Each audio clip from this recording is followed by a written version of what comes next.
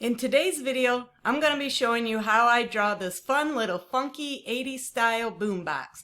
It's bright, it's colorful, it's 3D, and it's easy to draw. I'm Rashonda. I'm the creator of this YouTube channel as well as the artbyrow.com website where you can find over 250 art and drawing tutorials. So be sure to check that out. But first, let's head on over to the art studio and get started on today's tutorial. Let's go ahead and get started on our graffiti boombox. So I'm going to draw this in 3D and I'm going to make it a little bit kind of funky and stylized. So let's start with some basic shapes. So the front of the boombox is going to curve a little bit. So we're just going to draw a cube, but we're going to curve it and stylize it a little bit. And then we're just going to do this freehand. We're not going to use vanishing points and all that. So draw the front of it, and then for the sides, let's have a couple lines going back that way, another one, and then just keep these 3 lines parallel to each other. Keep this line and this line the same, and then this line and this line the same. And it doesn't have to be perfect. If they're off by a little bit, it won't be that noticeable. And then we'll go ahead and throw a handle on here. And I've drawn this same drawing, or basically the same drawing, a few different ways. And I've tried making the handle 3D as well, and it seems like it just sort of muddies the drawing up a little bit. It makes it too busy, I think. But you could also make the handle, you could draw 3D as well if you wanted to. That's up to you. I like to just throw the handle on there so it looks like it's got a handle and just sort of leave it at that. So now we can add some details in here. So of course we need our tape deck, because what good is a boombox without a nice tape deck? And then we can add a little radio dial up here. And you can do this however you want. You want it to be obvious what it is. It's a boombox. Make sure you have the basic elements on it, you know, the speakers, the tape deck, maybe a couple more. And you can spend a little bit more time on all the details if you choose to. You can get as crazy with this as you want to. You could add some more details to your speakers. You could do some little patterns on here, whatever you want to do, whatever feels good for you. And then if we want, we could make it a little more street art style with maybe some dripping paint coming off the bottom. We could do some little bubbles on here. Just adding in whatever little details makes it feel like a good style for you in your artwork. We don't want it too boring. We want it to be interesting to look at. Maybe put some up here. Just add whatever you think needs to be in there to make it kind of balanced. We could put some over here. We could leave them. It doesn't really matter. Like I said, always just do whatever looks and feels right for you and the style of art that you like to create. So the next step is going to be to add the outline. And for this, I'm literally just going to trace right over top of the pencil lines that I want to keep with my pen. And you can make your lines thick, you can make them thin. You can vary the line weight and make a combination of thick and thin. That's up to you. Typically, I think if you're doing a graffiti style,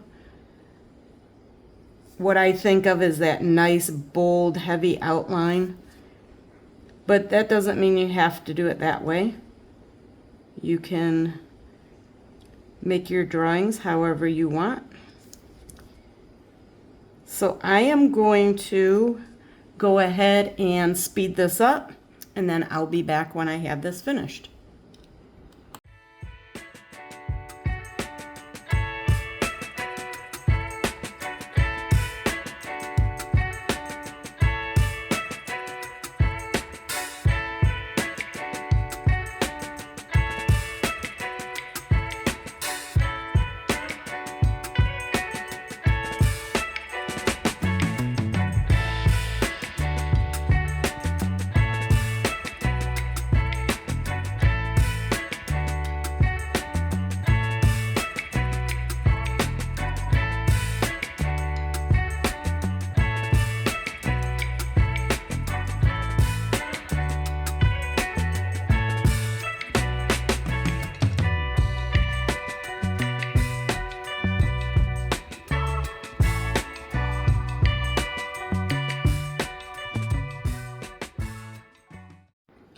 With the outline done, we can go ahead and start adding some color.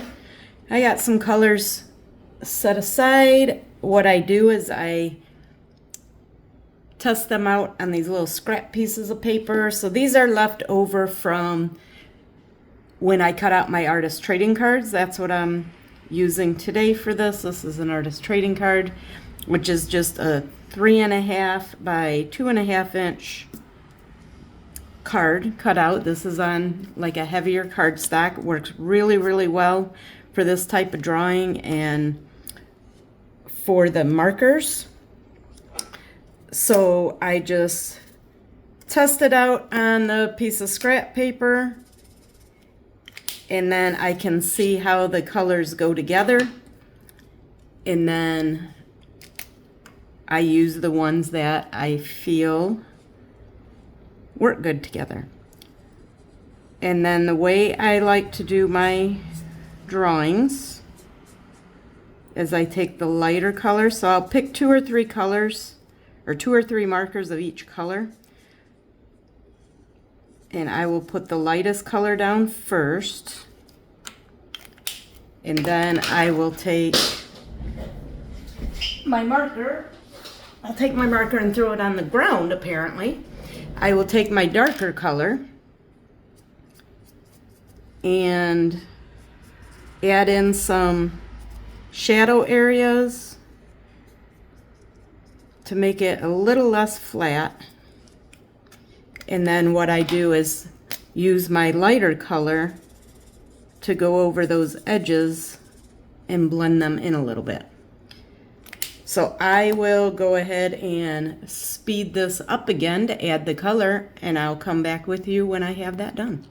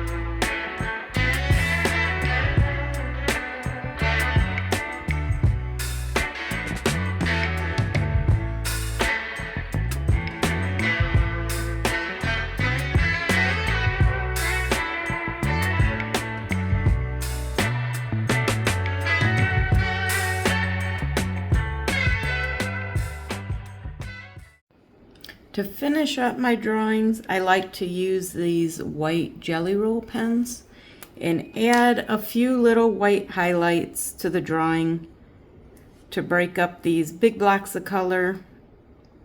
And this is optional. You can leave it off if you do not like how the white looks, but it's something I usually add.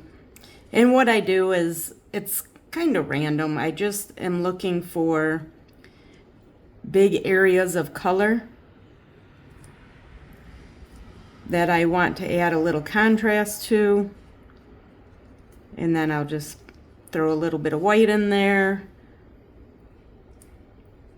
You can add some reflections on the speakers and on the screen, or you can leave it off entirely if you don't like it. But that's it for this drawing. I hope you enjoyed it, and hopefully you feel inspired to create some of your own artwork, and I will see you next time. Happy creating! Well, that's it for today's video. I hope you enjoyed it, and hopefully you feel inspired to draw along and do some of your own artwork. If you did enjoy the video, please hit that like button, and don't forget to subscribe if you want to get notified of future videos. And I will see you in the next one. Happy creating! Bye!